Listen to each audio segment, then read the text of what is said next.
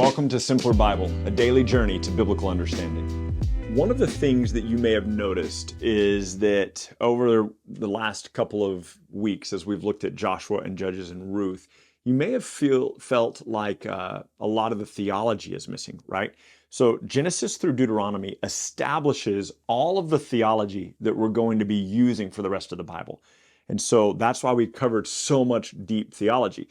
Now we are kind of in a single narrative of judges and kings, these rulers over Israel. Now the nation of Israel is in the promised land, what we saw them moving towards from Exodus 12 through Joshua 4.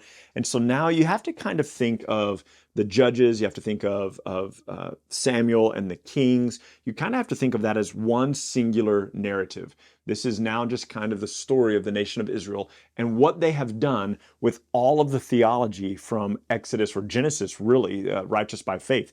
What they have done now with all this theology from Genesis to Deuteronomy. Everything else now that we're kind of seeing is application to the theology that was already laid out for us. So don't miss that. So we're in 1 Samuel today. I love this story that we're getting into. There's some really cool, neat things, I think. And 1 Samuel chapter 1 and 2 today, we've got a lot to cover, so let's dive in. There was a certain man of Ramah of Ephraim in the hill country of Ephraim, whose name was Elkanah. So he's of the hill country of Ephraim, son of Jehoram, the son of Elihu, the son of Tohu, the son of Zuph, an Ephrathite. Ephrathites are also related to the people of Bethlehem. So whenever you see, it's hard to talk and spell at the same time, hope that's right. Whenever you see Ephrathite, not Ephraimite, Ephrathite, that's connected to Bethlehem, which of course is where Jesus will be born. This man, Elkanah, had two wives. The name of one was Hannah. The name of the other was Peninnah. And Peninnah had children, but Hannah had no children. Now this man used to go up year by year from the city to worship and to sacrifice to the Lord of hosts there at Shiloh. Shiloh is the place where they've been meeting. We saw that back in Joshua 18. This is it was established as a place of worship. And his two sons, were the two sons of Eli, Hophni and Phinehas, were priests to the Lord. On the day when Elkanah sacrificed, he would give portions to Peninnah, his wife, and to all of her sons and daughters. But to Hannah, he gave a double portion because he loved her, though the Lord had closed her womb. And her rival used to provoke her grievously to irritate her because the Lord had closed her womb. So she's provoking her. She's making fun of her. She's teasing her. This makes us think a little bit of Genesis 21, 8 through 10, when Isaac was being made fun of by Ishmael, right? So the Peninnah is mocking Hannah. But anyway, so her rival used to provoke her grievously, so she went on year by year, and as often as she went up to the house of the Lord, she would provoke her, and Hannah would weep and would not eat. Elkanah, her husband, said to her, Hannah, why do you weep? Why do you not eat? Why is your heart sad? Am I not more valuable to you than 10 sons? And after they had eaten and drunk in Shiloh, Hannah rose. Now Eli the priest was sitting by the seat beside the doorpost of the temple of the Lord. And so the temple of the Lord at this point would be the tent of meeting, because the temple itself has not yet been built. So this is the tent of meeting. This is still from the days of Moses. She was deeply distressed and prayed to the Lord and wept bitterly. She vowed a vow, saying, O Lord of hosts, if you will indeed look on the affliction of your servant and remember me and not forget your servant, but will give to your servant a son, then I will give him to the Lord all the days of his life, and no razor shall touch his head. In other words, she's committing him to be a Nazirite. That's the only mention we'll have of this, but if you've never pictured Samuel with really long hair, maybe you should, because it appears that he is a Nazirite. As she continued praying before the Lord, Eli observed her mouth. So this is Hannah's prayer. She's praying under her breath. Eli's watching her. Verse 13. Hannah was speaking in her heart. Only her lips moved. Her voice was not heard. Therefore, Eli took her to be a drunk woman. You got to love that that's the priest's first response. Hannah's over there. She's weeping and she's mouthing the words that she's praying to the Lord. And Eli's like, woman, you're drunk. So he says in verse 14 to her, how long will you go on being drunk? Put your wine away from you. And Hannah answered, no, my Lord. I'm a woman troubled in spirit. I've drunk neither wine nor strong drink. I've been pouring my soul out before the Lord. Do not regard your servant as a worthless woman, for all along I've been speaking out of my great anxiety and vexation. Eli answers, then go in peace, and the God of Israel grant your petition that you have made to him. She said, let your servant find favor in your eyes. And the woman went away and ate, and her face was no longer sad. They rose early in the morning and worshiped before the Lord, and they went back to their house at Ramah. Keep that in your mind. That'll be important later. And Elkanah knew Hannah, his wife, and the Lord remembered her. And in due time, Hannah conceived and bore a son, and she named him Samuel, for she said, I have asked him from the Lord.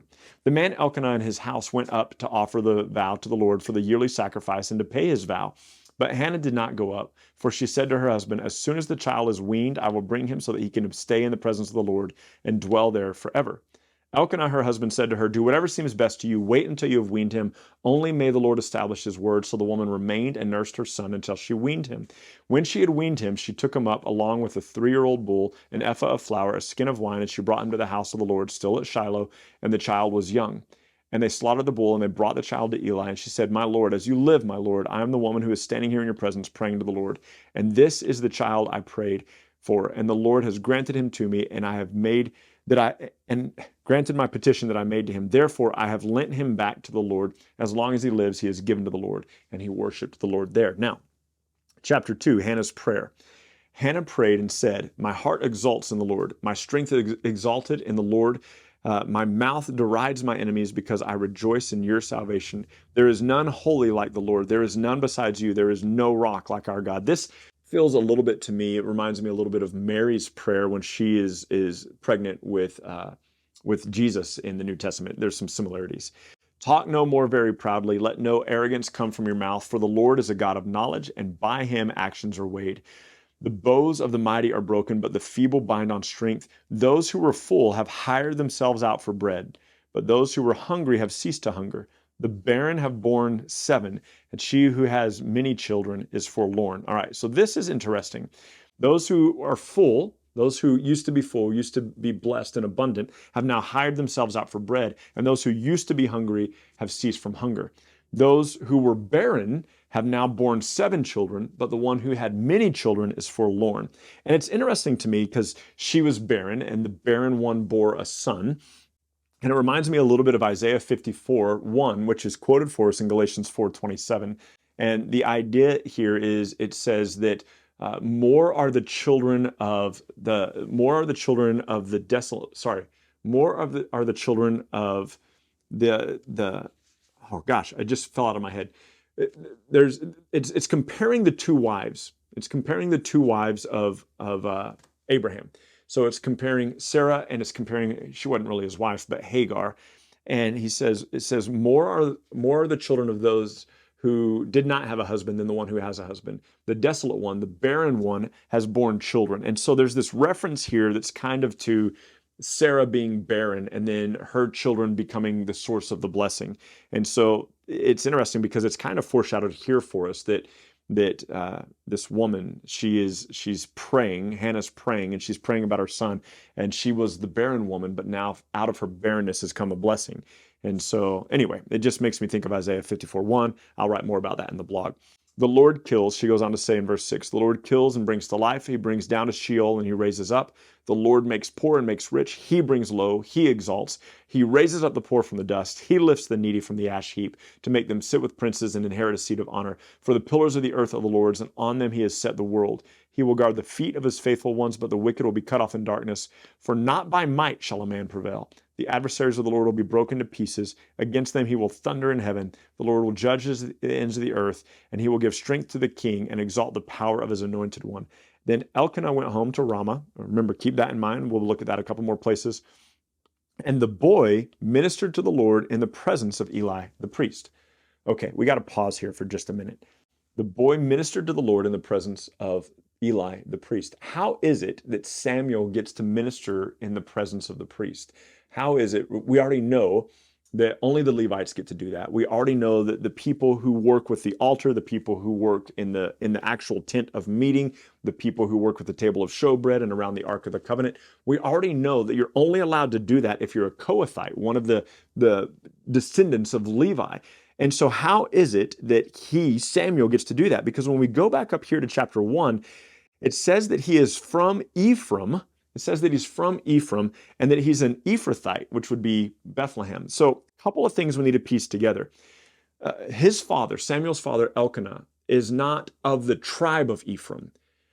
Samuel's father Elkanah lives in the land of Ephraim. You might remember from when Joshua was splitting up the land, we covered it very, very briefly, but when Joshua was splitting up the land, the Levites don't have any inheritance of their own. They get cities out of the various tribes of Israel. And the Levites live interspersed with all these tribes of Israel.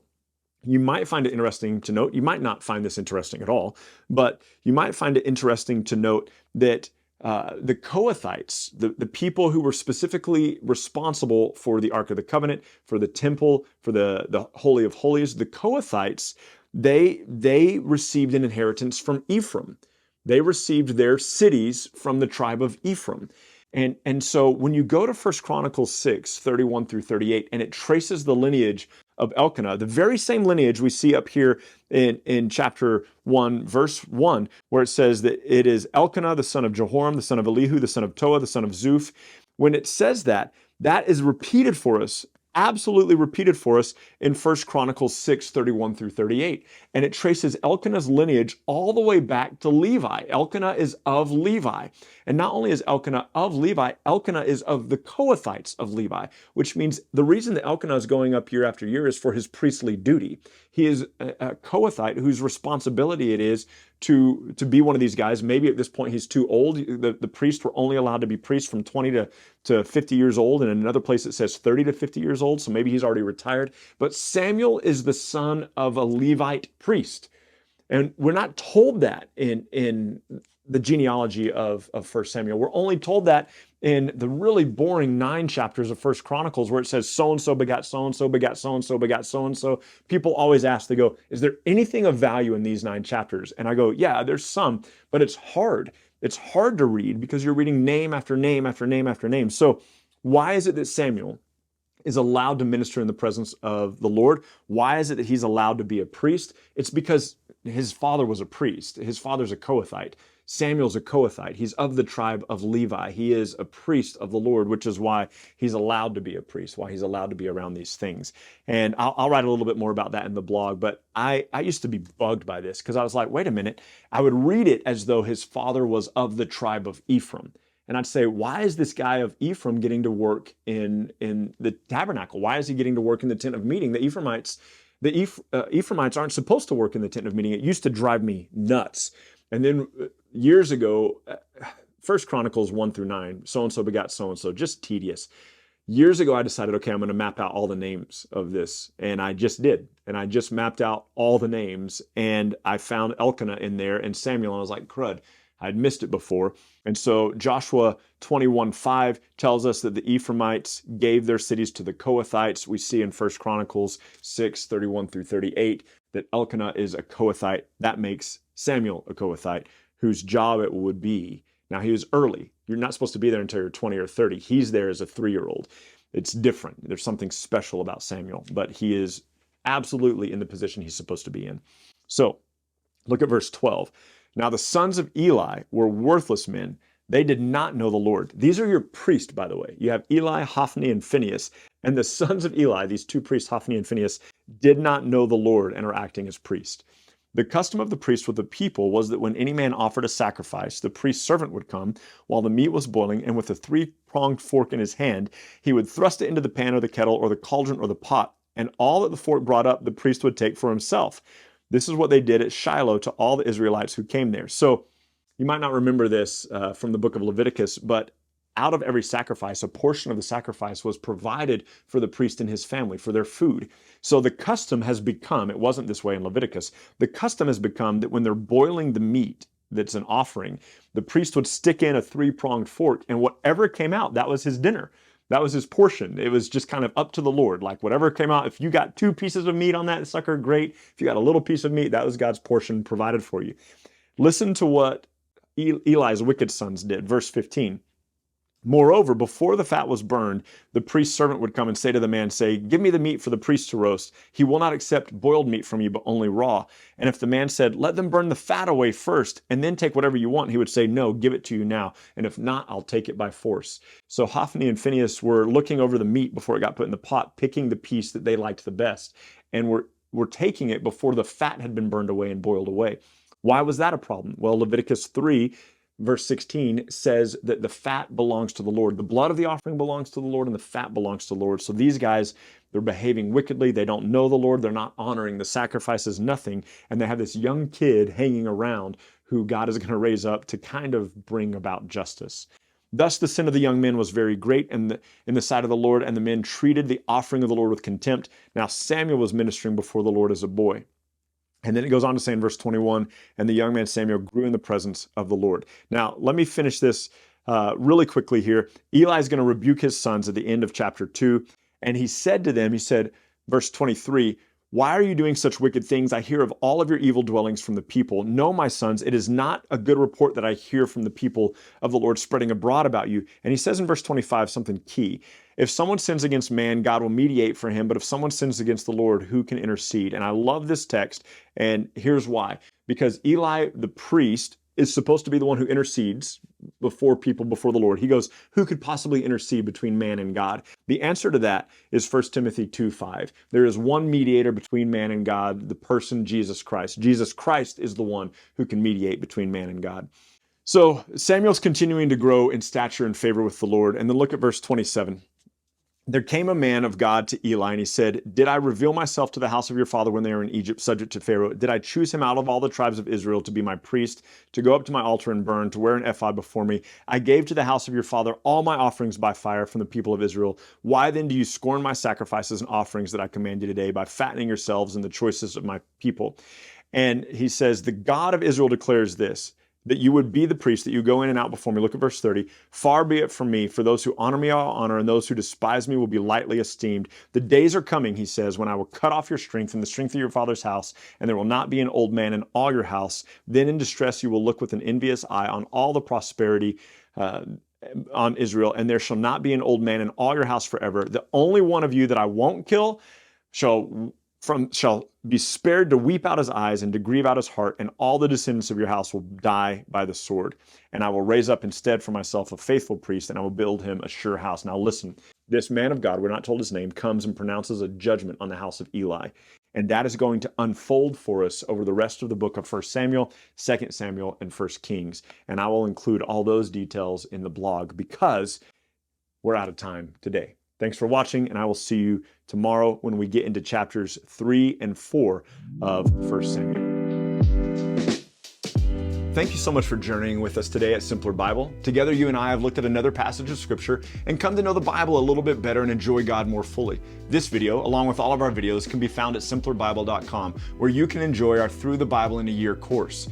You can also enjoy a wealth of resources, blog posts that take you a little bit deeper into the text, a Bible study format that you can use with your small groups or your family, and we're creating new content all the time, all with the commitment to help us be people who know and enjoy God more fully.